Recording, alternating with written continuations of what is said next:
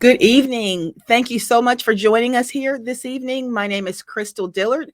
I am a candidate for state representative for District 131 here in Houston. And thank you for joining me again on my Schoolhouse to the State House podcast.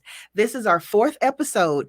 And just like we do on every episode, we try to touch a little bit on something that is going to be affecting um, the people of Houston, the people of District 131, and people all over Texas. And today, what we're going to be talking about are voting rights and the new voting regulations that just passed here in Texas. And I'm excited because I have three a really interesting guest here today, and they're going to shed a little bit of light on how voting rights have really affected different types of demographics in Texas and different communities. So I'm going to start to my right. Can you introduce yourself, please? Yeah, my name is Dwayne Charleston from Prairie View, Texas. I'm former justice of the peace, and I like to consider myself first and foremost a goat farmer, and then an activist, and love working with Crystal and all things political. Okay, and we're going to start on the end with Miss Lakedra. My name is Lakedra Blaylock, and I am the executive director of Breaking Chains, Making Amends, which is a nonprofit that serves justice impacted individuals and their families. We provide scholarships to the children and grandchildren of incarcerated individuals, as well as reentry services and mentorship. Okay. My name is Kyle Matthews. I'm the owner and CEO of the K Matthews Group, and we seek to educate the general public on financial education and wealth building. Okay, very good. So we've got a really good mix, a good demographic of a mix of demographic of people that we're going to be talking to, and jumping right in about voting regulations and voting rights in Texas. And what better person to turn it to first than activist Dwayne Charleston. Dwayne, I have known you for many, many years. I don't care to say how many. However, you have always been right there in the forefront of making sure that people were not overlooked and that people's voices were heard. So tell me a little bit about your take on some of the new voting regulations here in Texas and how you think it's going to affect different communities, especially underserved communities and perhaps communities that have been disenfranchised. Well, I hadn't followed. I followed redistricting quite a bit, so I'm not sure if you're referring to redistricting. But I was reading where they were talking about that it's a colorblind redistricting map, and because now it's really based on partisan views, and so when you find Republicans in power or Democrats in the power, one of the things they're going to do is they're going to draw that stuff to protect their own interests. They're not even drawing to protect their own political parties. Mm-hmm. They are drawing it to protect their own political interests as individuals and stuff. And so what you're going to find out is the more power they have have incrementally more power when they get to drawing these maps and drawing people in and out of districts and things like that. There's only one thing that we can do. And, my take on it is, because there's so much fine print in everything and every piece of legislation. There's only one thing that we can do. Literally, there's only one thing we can do, and that is get our people out to vote. Absolutely. Get our people out to vote. We got to push them, pull them, drag them. We've got to get them out to vote. People don't really understand how important who's in Austin is until their son or their daughter is caught up into the system, or until their taxes have been raised throughout the roof, or until they've been drawn into a different district, or until several districts have been imposed on them, water districts and taxing districts and things like that. When you start seeing all this stuff impacting, that's when you realize, wow, that little session that they had about redistricting and about voting rights and stuff like that. It really mattered. It really matters. Yeah. It impacts. And the DA that we have that got elected as a result of some redrawn, right, or the mayor that we have, the state representative, it all comes down to one thing, that if we value this thing in America that we call democracy, right, if we're going to participate in this thing in America that we call democracy, we must vote. Now, it's okay if people don't want to participate, if they don't want to go and vote. I mean, that's your own deal. But if you don't want to go vote, you can't complain. You can't complain, but why would you live in a place that is based on democracy and based on voting? You literally will complain to the day you die. So if you're going to be a part of this system in this society, might as well get involved, and we might as well go ahead and vote. And no matter what the writing on the wall is, no matter what the fine print is on the legislation, everything comes down to us galvanizing our population to go and vote. Absolutely. And I'm going to turn that to Kyle. Kyle, let me ask you, you have a little bit of a different take on it. You aren't necessarily, you're the entrepreneur, the business aspect. What implications do you feel that some of the new regulations have on the business community? Taxation. What a lot of people don't realize is when Democrats come in or when Republicans come in, the tax code is going to change. Right. Now, historically, maybe in the last 60 years, supposedly when conservatives come into office, there's tax cuts. Okay. There's tax cuts across the board for the business class, and there's tax cuts across the board for the residential class. Right. However, it's not properly explained. See, the general public hears tax cut. Oh, I'm with that.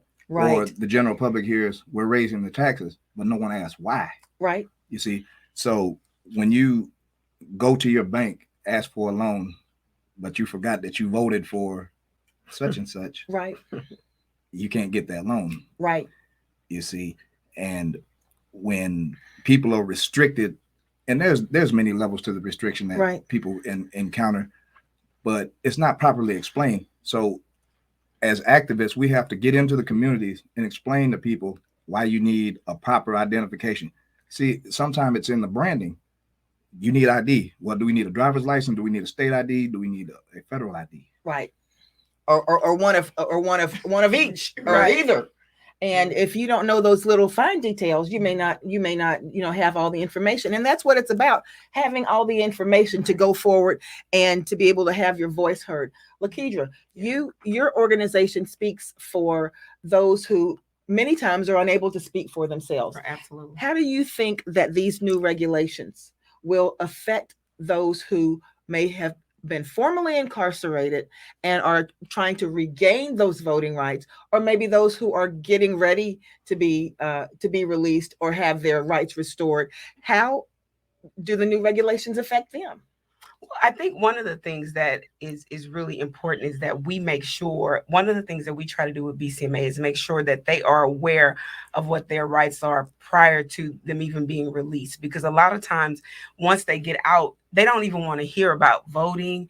They don't want Why is that? Because all they want to think about, I need to get a job so I can pay my parole fees, so I can take care of my families. And they don't really understand how important understanding the intricate details of voting really affects them. They don't really understand that. They think, oh, well, I didn't get a fair trial. And so they take it all of that in and everything from their past, and they're bringing it out when they are released. Right. And so, but they don't, their families nor the person that's been incarcerated, they don't understand that.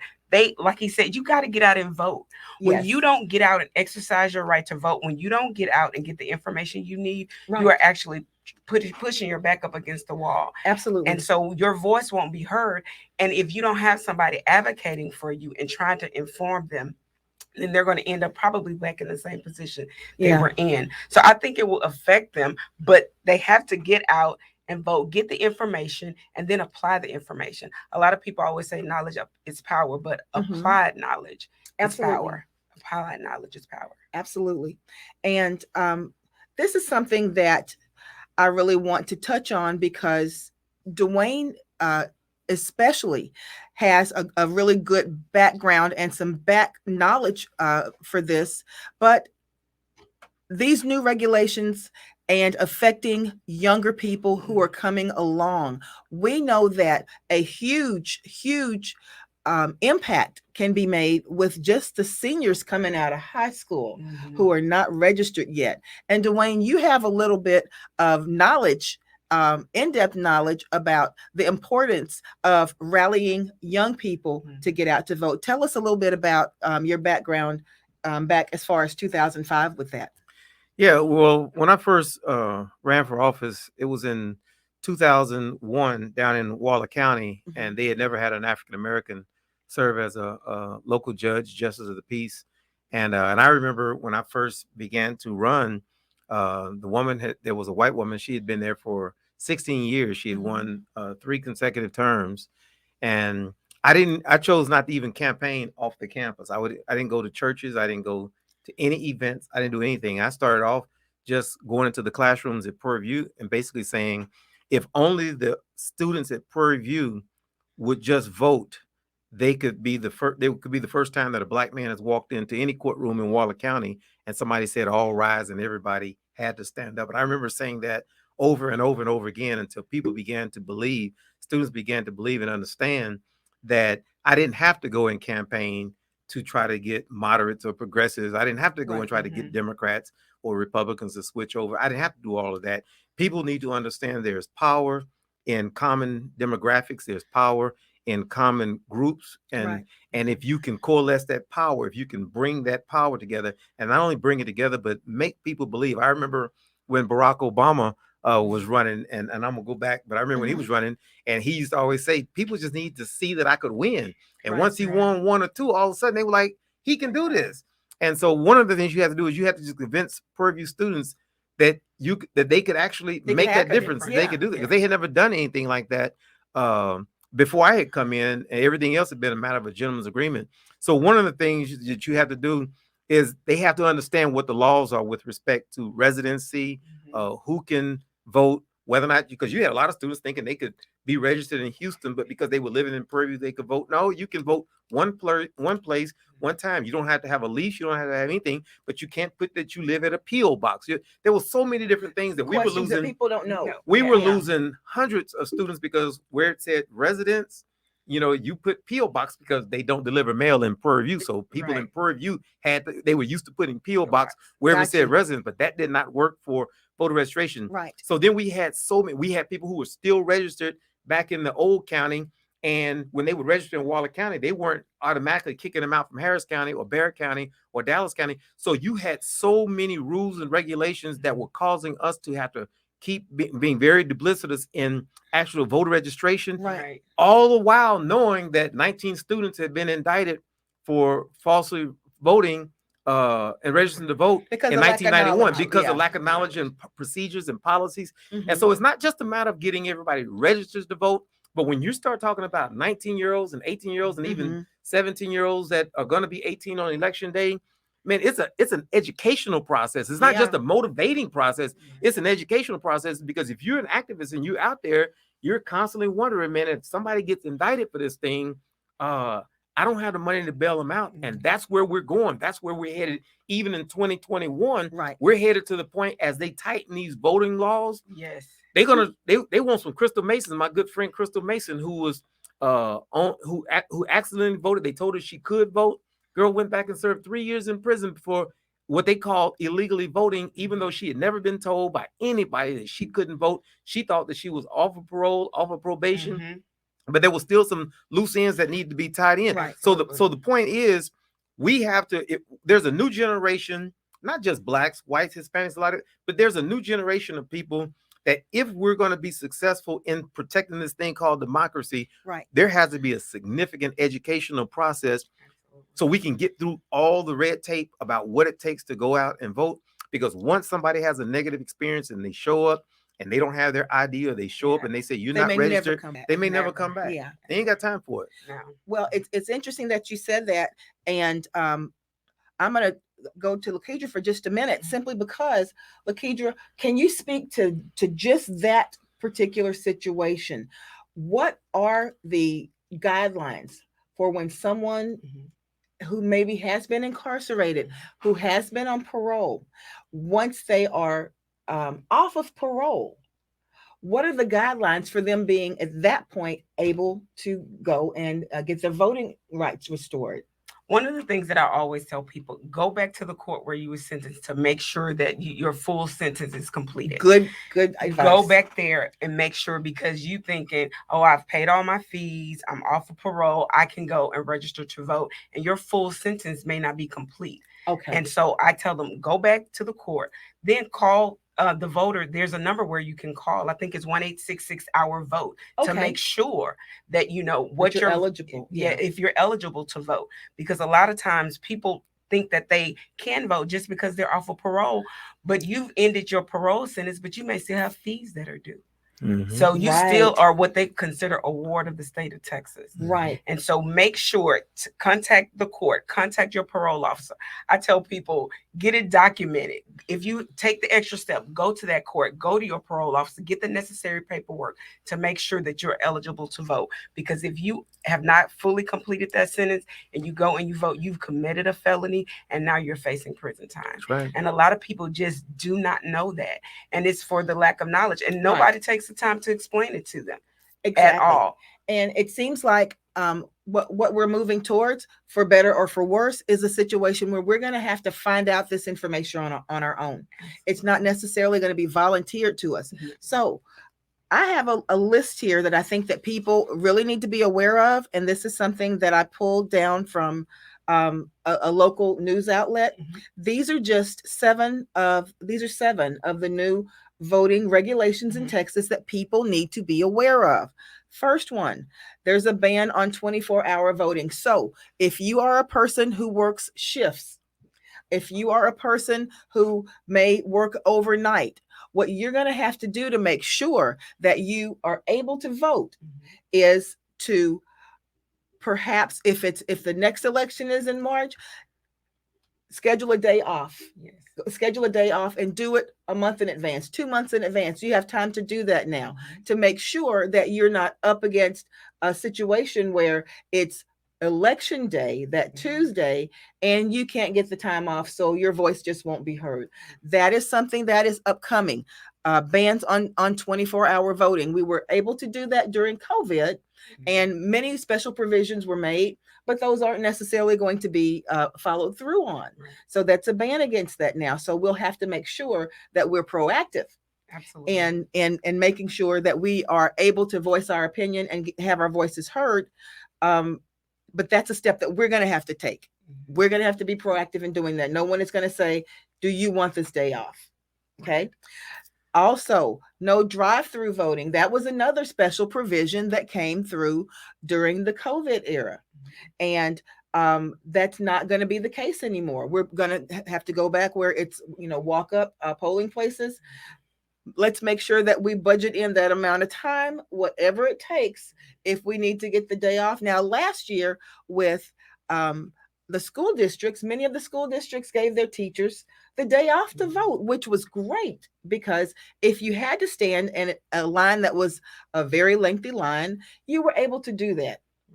And this year, and I'm throwing this out there, this year, we've got a lot of 17-year-olds who are turning 18, and they'll be eligible to vote. So make sure that you're registered in time and that you got that day out of school, if the districts give it again, where you actually have time to go and vote. Something else, new vote by mail ID mandates. Okay. Now, this is something that really applies to a lot of people. I'm just going to read this here. It says Texans who are voting by mail, those who are over age 65, out of the county on election day, or have a disability or illness that prevents them from voting in person, are eligible. Will now need to provide either their driver's license number or the last 4 digits of their social security number twice. Once on their absentee ballot application forms and once on the envelope in which they return their ballots. So little details like that can make a huge difference. But the reason that I'm bringing these things out is because if we know that 3 months out right now, there's no excuse for whatever obstacle that you feel may be placed in your way. And there are going to be some obstacles for some people. But if you know that ahead of time, you can't let something deter you from doing what is your right to do. Something else. There's bans on bans officials from mailing unsolicited mail-in ballot applications. So, ladies and gentlemen, let me say this to you. If you want to request a mail-in ballot, it's your right to have it, but you must request it. You must request it. And you must request it with enough time out to be able to receive it and have that ballot submitted. by the time before the deadline to have it submitted, or else your ballot will go in file 13 somewhere. Yeah. Okay. This is something that there's been a lot of talk about. Poll watchers are empowered. So it is going to be okay for your poll watchers to come and watch from a reasonable distance. What that reasonable distance is, I suggest that you go and pull up this list too, so you know exactly what's going on. But poll watchers can be there watching what's going on in the poll. I'm not saying that it's good or bad, but I will say this. It's good for every polling place. So if there are poll watchers from one party that can go in and watch, then poll watchers from another party can go in and watch at those other polling places. So that is something that is that, let's not let that make anyone nervous, because what is correct for one has got to be correct on the other hand, and it's got to be fair across the board for poll watchers to go in. Now, these poll watchers will be trained, okay? And if that that is something that people want to be aware of, if you feel that you want to be a poll watcher and you want the training, by all means, get out there and get trained. You want to make sure everybody wants to make sure that the elections are free and fair. That's important for everybody. And the requirements for assisting voters. You may have a voter who is disabled, or there may be a voter who is not able to who's not able to see or hear, and those people need assistance in the voting booth. There are going to be provisions for that in these requirements, in these provisions that advocates said are barriers to voting. Those who assist people with disabilities, other than those voters' caregivers. So I'm gonna say this. If you have a caregiver who is your normal caregiver, that is probably going to be the best person to accompany you to the poll. Right. Okay. And not maybe have to have someone that you don't know, or someone that you're unfamiliar with, because they're basically going to be able to understand you the best and be able to make sure that your voice is heard in the manner that you want it to be heard. Last but not least, there will be monthly voter roll checks. So, ladies and gentlemen, please hear this very well. If you are not voting consistently, there's a chance that your name may be struck from the voting records, and you'll have to go back and re-register to vote.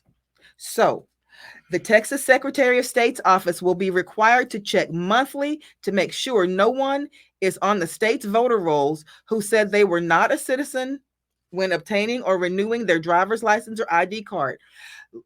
Watch what you're doing when you're going to get your driver's license renewed and those kinds of things. If there's fine print, read that fine print. Make sure if you're a citizen that you are indicating that, so that you won't be just erroneously struck from the voting records and not even know it. I would even suggest this, and Dwayne, you can speak to this, and my other experts can speak to this.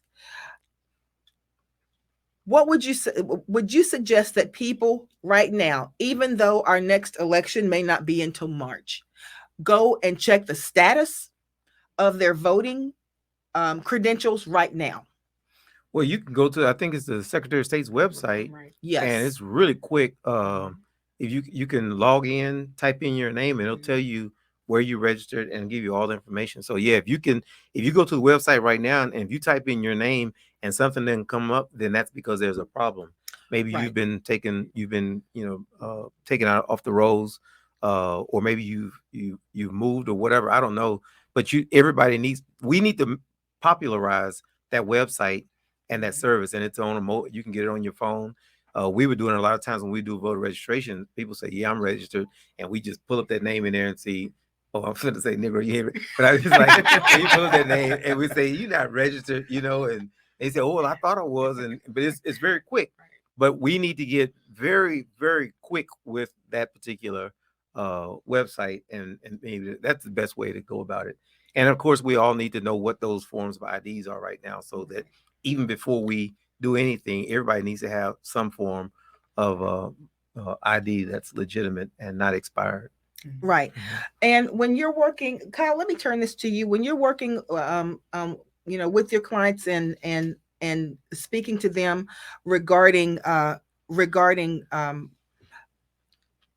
business, how important does the rights like voting rights ever surface, or do you think that people are one-sided when it comes to moving ahead in their professional life, and sometimes the issue of voting or being responsible politically never even comes into the equation?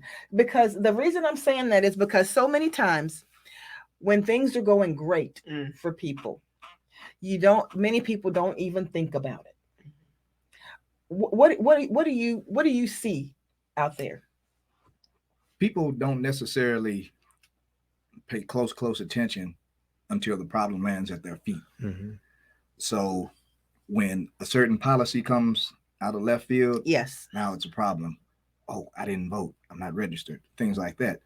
And as you were reading off the list, I was just categorizing one by one. Right. These are just policies of inconvenience. That's all. Yes, they are. They are. And it's like wherever you like to shop, if you're inconvenienced, you're more than likely not to go there anymore. That's right. If I inconvenience my customers, they're not going to come back to me. That's right. So if we put enough impediments in place where it's the law, but at the surface level, it's just a distraction. That's right. And people can get sidetracked. Right. So maybe a good tack would be, we won't focus on the distraction, which is this. Let's focus on what we need to do to carry on and go forward. Exactly. And that's a big point, that whenever I have this conversation, and I have this conversation a lot with my campaign manager, and she's over here somewhere, but we have this conversation a lot. And this is what I said when we first got this laundry list of new regulations that were going to be in place. And one of them was, that I heard and people were really up in arms about, was a identification when you go to vote, identification being asked for. And I was going, well, that's interesting, because I've always been asked when I went to vote for my ID. They don't necessarily ask me for the little pink card, but they say, can I see your driver's license? And they just match that up very carefully with what's on their roll, and they send me on. And that is true for whoever is in line behind me all the way through. It's not certain people they're asking across the board. And that's not necessarily a bad thing. I want to know that who's coming in there. I don't want someone else to come in there and say, I'm Crystal Dillard, and it's actually not me. And then we got an actual problem. I want to be matched up with what is correct. But like Kyle said, and Dwayne, you can speak to this too, everything on here is basically a matter of inconvenience. There is nothing on here that should preclude anyone from getting out there who wants to get out there from voting. And you're right. I mean, the whole thing, they know the science of it is you have low turnout. Low turnout favors one particular party. A large turnout. So even though you make these regulations and it's going to affect everybody across the board, no matter what color, ethnicity, and all that stuff, the low turnout is going to favor one party over the other. And so they've hired scientists to do this kind of stuff, and they know that by one regulation could affect 0.9% of the vote, and they know they've got to affect 3.7% of the vote. They spend time and science behind this whole deal. And you're right, brother. What we have to do is not focus on the impediments, not focus on the distractions. We need to focus on what we must do in order to turn out our people to vote. But at the same time, we cannot discount stuff like, you need hunting license. You can go and vote with a hunting license, a gun permit, or hunting license, but you can't go with a student ID that's issued by the state of Texas. You can get a gun permit from the state of Texas with a picture and a student ID from the state of Texas, but student ID is not valid and a gun permit is. Students don't have the right to take off a class without being penalized for leaving school, but you can leave your job without being penalized, or supposedly not being penalized. So there are some things that we can't just overlook, that we do need to address, but probably don't need to be addressing those in the heat of an election. We need to be addressing those when it's time to have these committee meetings down in Austin. But nevertheless, when we do get back in positions of power and authority, we need to spend our time making sure we erase some of those impediments to voting.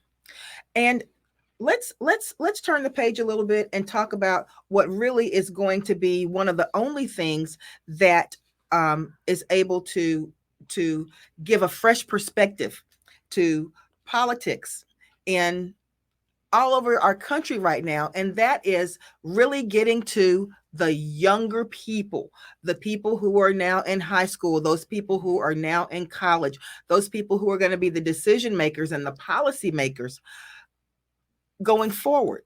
What is going to be, let me ask you this, Dwayne, because you are the one who actually, and you got a little bit sidetracked when a little bit earlier, you led the March of Students for voting rights down in Waller County. Tell us a little bit about that. Well, you know, with young people, I'm not going to say just students and young people, and maybe people, period. People don't vote necessarily out of their love for something. They vote because of their anger, because they're upset, because they've been denied something, a right. And that sometimes has to be the motivating factor. But we can't live on that. We can't. We can ride that only so far. And we finally have to get to the point of political maturity where we go to vote regardless, because it's our responsibility. But in purview, you know, as with students all over the place, the bottom line is they need to understand that the future of our democracy, the future of our counties, the future of our cities, it largely depends on a very growing electorate. And what's going to happen, say, at places like Purview, before African-American students that come out of Purview in Texas Southern, you know, we've been trying for years and years and years to galvanize this young base. If many of our people in African-American community don't wake up, we will be overthrown by an immigrant population, a Latino population, in terms of who's the next on the pole to really command the power of politics. And so we need to be in the process of forming of teaching. When we teach Purview students, we need to teach them how to form alliances with other people. We need to teach them things that will motivate them to stay in the process. It's about motivating them to get in the process and staying in it. Absolutely. And we can say this, the fact of the matter is that this country is becoming more and more diverse every day. And it's going to be a situation where we're going to have to figure out how to share that power. That's right. Okay. And how to equip everyone with going forward and assuming the power that they should rightfully be able to have. That's right.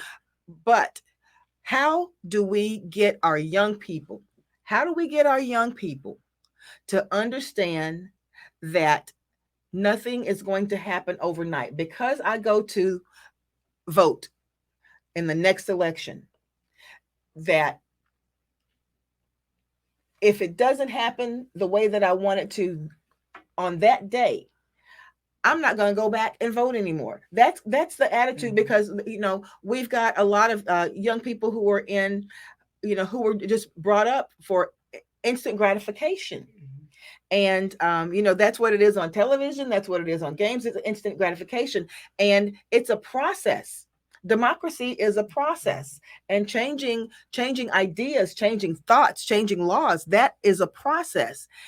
What do you all think that we need to do and start doing with our younger people of every ethnicity to be in the process for the long run? What can we do differently? I think one of the things is just, as everybody stated before, just to continue to educate them, but start at an early age. I think a lot of times, because my boys have seen me advocate for others for so long and for so many years, that's a part of who they are. And that's what they see, and that's what they know. And they think, what are their ages? Now Bryson is 15 and 19. So, wow. So since they were like 4 and 5, they've seen me always advocating for other people. So that's a part of who they are. And now they know how important that is. So just continuously I've been an example, but also just telling them about how important it is to get out and vote. You take the elephant, you bite it one piece at a time. That's right. It's not going to change overnight. It didn't take place overnight. That's right. But if you can be consistent and you work at it, the change will take place. But if you stop, nothing is going to happen. Right. And so just letting them know that there is a process to everything, and just starting at an early age, I think is really important, because they are looking for instant gratification, and we have to change that narrative. We have to. Yes. Thoughts, Kyle? Yes. Personally, I think from a young age, we have to teach our young people how to vote. And we can use our last 2 presidents, for example. Yes. You know, for lack of a better term, they were both quote unquote rock stars. Okay. So people are going to gravitate that. Right. So even if you go back to the 1980s with Ronald Reagan, giant majority of people recognized who Ronald Reagan was because I watched him in Westerns. Exactly. So now, instead of looking into policies, what will this individual do for me if voted into office? Exactly. I'm just going to go out and vote for this because he or she is popular. Right. And we've seen where that goes. Yes. Because when this person gets in office, we forgot to look at the agenda. Right. We have to teach people how to identify, and whether or not, even if that's your political party, am I voting for my best interest? Right. Am I voting for my family's best interest? Right. Because a lot of people accidentally don't vote in their best interest, especially with their pocketbooks. Right. So at an early age, our children know their favorite athlete's salary. They know their favorite actors, all their roles. Net worth. Right. Yes. So if we can add these elements to what they know, because this is useful information, that's useless information when we're pocket watching, for the lack of a better term. Yes. So education, how to vote, why you're voting, and just follow the agenda. If the agenda doesn't match what your morals and beliefs are, don't vote for that individual. Right. Because no one's telling you who to vote for, just how. Yes. Yes, absolutely. And the thing about it too is, so many times I think we are all so tied in to having to feel an allegiance to a party. Yes. That's just the way it is. With me being a history teacher, I got to teach about that stuff all the time. And having to have allegiance to a party, and when sometimes some of those ideas or some of the tactics of that party may not be really what people believe in their heart, but they feel like they have to have an allegiance to that party. But that's why it's so important, like Kyle, like you said, that's why it's so important, like you said, Lakedra, and you, Dwayne, that study what people's values are, study what people's agendas are, study what they've done in the past.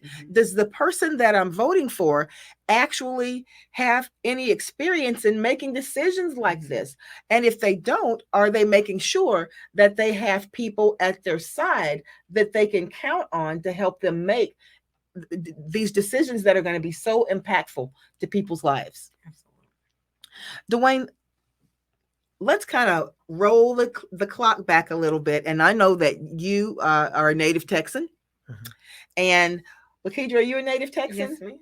Kyle, are you a native Texan? I was born in Michigan. Oh, okay. But you got here as fast as you could, right? Yes. Okay. Well, let me say this, Dwayne, and I know that you're passionate about this. Let me ask you this question.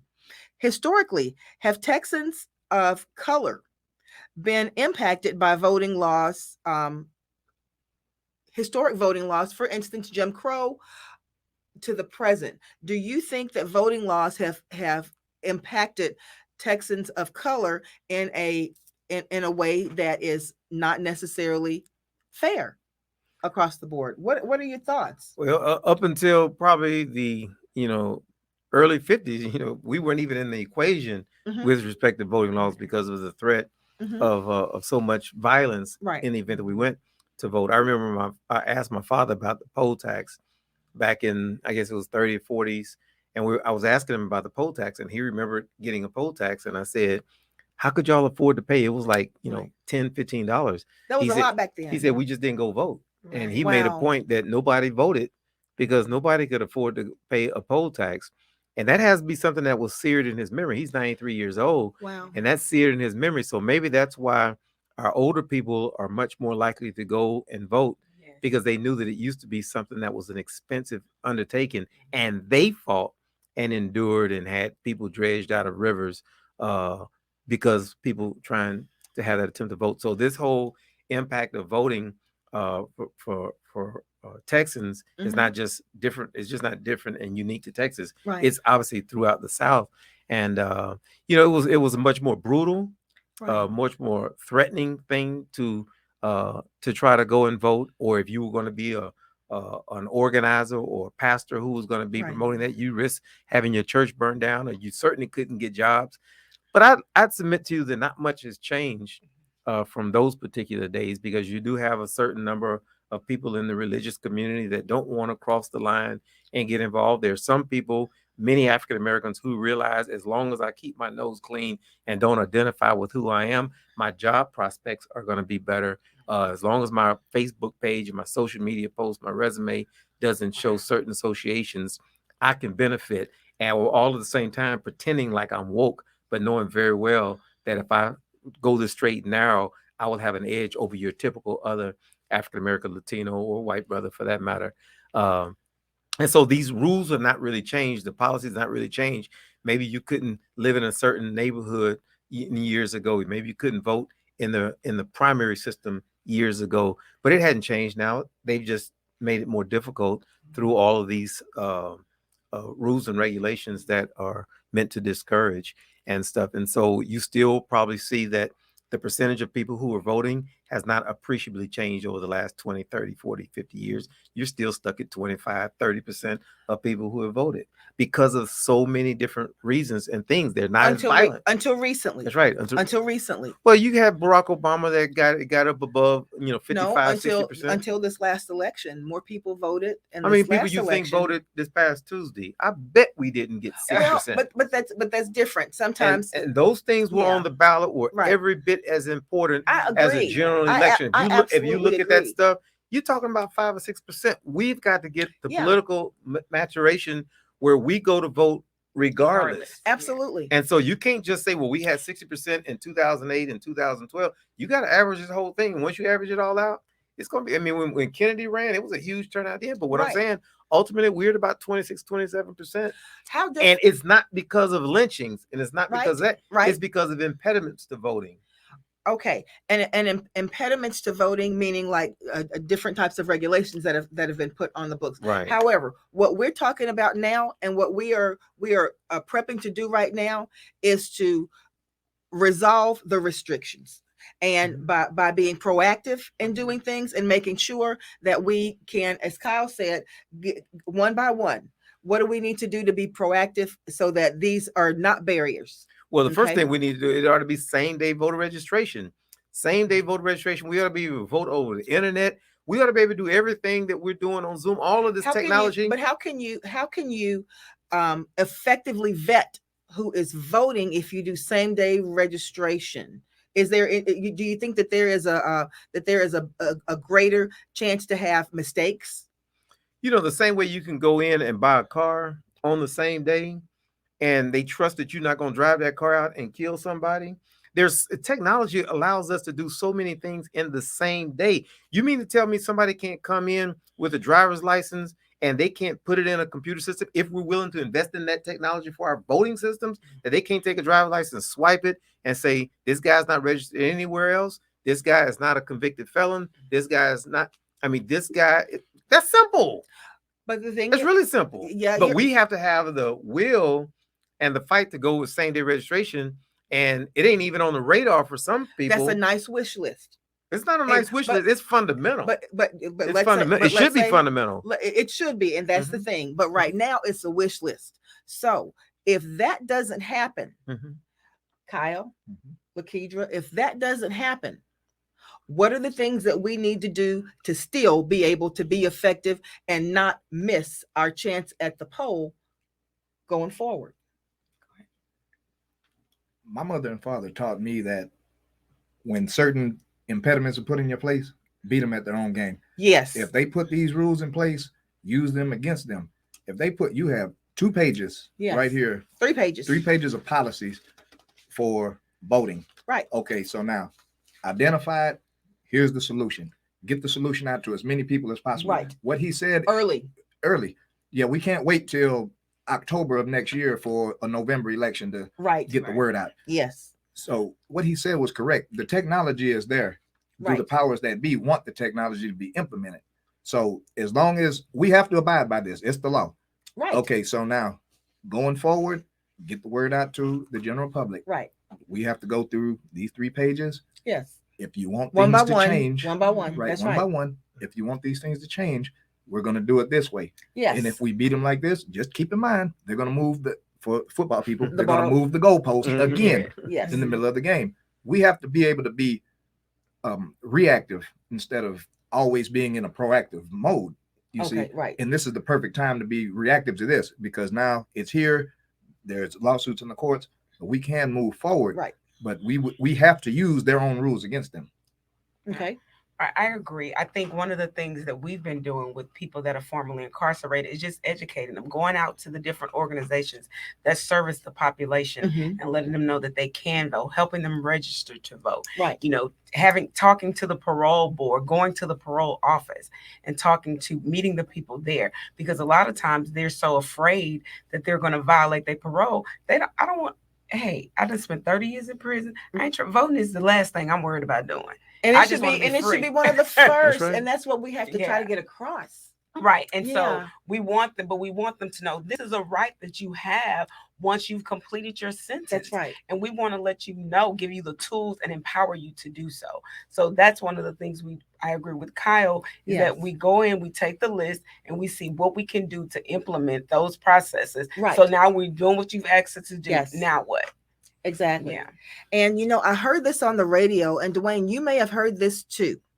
And this was just maybe 2 days ago that now, and you all can correct me if I'm wrong, but people who are incarcerated, who are in city and county jails, who are awaiting trial, a lot of people don't realize that if they have not been convicted of a crime, they have the right to vote. Absolutely. They have. So if they're sitting waiting for a trial date, they can vote. Right. Absolutely. And it's just going to be about how do we make it where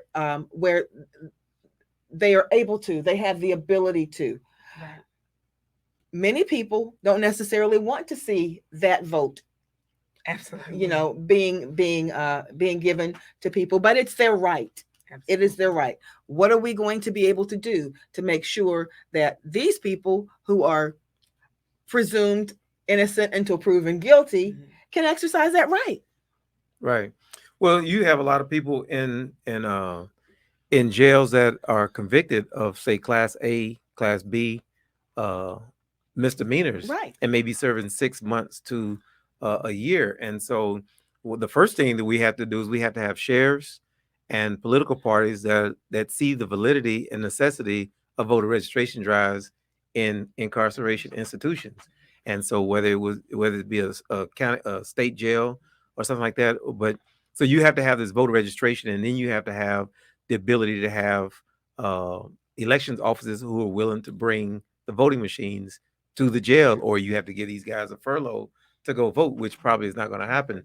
But we're talking about elections where you're talking about 1% and 2% and 3% is the margin of victory. Yes. And we know who's locked up and stuff. And so if people begin to understand just how big the Lutz Sterrett jail is down in Dallas County, or I'm not sure what the one in here in Harris County is called, but when you start seeing how massive these institutions are and how many people are being held on because they haven't been able to post bond, but they've never been convicted. Right. Or maybe they've been convicted of a felony, but they completed that felony and now they're waiting on a felony charge, but they're waiting on a felony charge. They can still vote, and so it's a lot. We're talking about hundreds, if not thousands, but who has the political will to go in and say, I'm going to campaign in the jail. I'm going to go in and see if I can do a voter registration drive in the jail. The thing about it is, it's a new day. That's right. And, it's all about people being able to assume the rights that they have as Americans. Mm-hmm.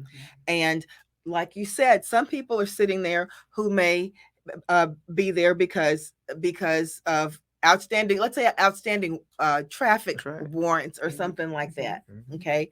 Yeah, they should have paid their tickets, but they didn't pay their ticket. Should they not have the right to vote? That is something that I'm just going to throw out there, because that's something I never thought about before until I heard it on the radio day before yesterday. Never even crossed my mind. And who speaks for these people? Yeah, absolutely. No one speaks for them. Well, we put a lot of ideas in people's heads today. I don't know if I wasn't necessarily trying to sway anybody in one way or the other, right. But as citizens, there are many things we take for granted that we really shouldn't take for granted. Voting is really one of them. I want to thank all three of my guests. Kyle, Lakedra, Dwayne, thank you so much for coming in today and sharing your perspectives, because each one of your perspectives is very, very unique. And again, if you know someone who has been affected in one of the ways that we've talked about today, or who can give their own perspective, please make sure that you reach out to us at Crystal Dillard for Texas, Crystal Dillard, the numeral 4, Texas.com. And tell us a little bit about that. We have a way that you can make contact with the contact form. What I can do is I have somebody just trying to tell me something over in the stands, and I can't pay attention to them right now. But what I can do is ask you to please do not forget to go to my Facebook page and like my Facebook page. Please contact me. Before we go, I do want you guys to just Lakedra, you've told us a little bit about your nonprofit, Kyle, but you haven't actually told us much about your business. Can you tell us a little bit more about your business, so that we can internalize what your insight is and why your position is what it is? I focus and specialize in helping people restore and maintain excellent credit. Awesome. We are moving to a cashless society very quickly, and credit is king. Just my opinion, cash is trash, because you overpay for everything if you're not using someone else's money. Right. And unfortunately, our community is underserved in the credit industry. Right. And we wind up overpaying for the vast majority of our goods. And just to cap that off, it's become a badge of honor, but it's really a badge of shame. Right.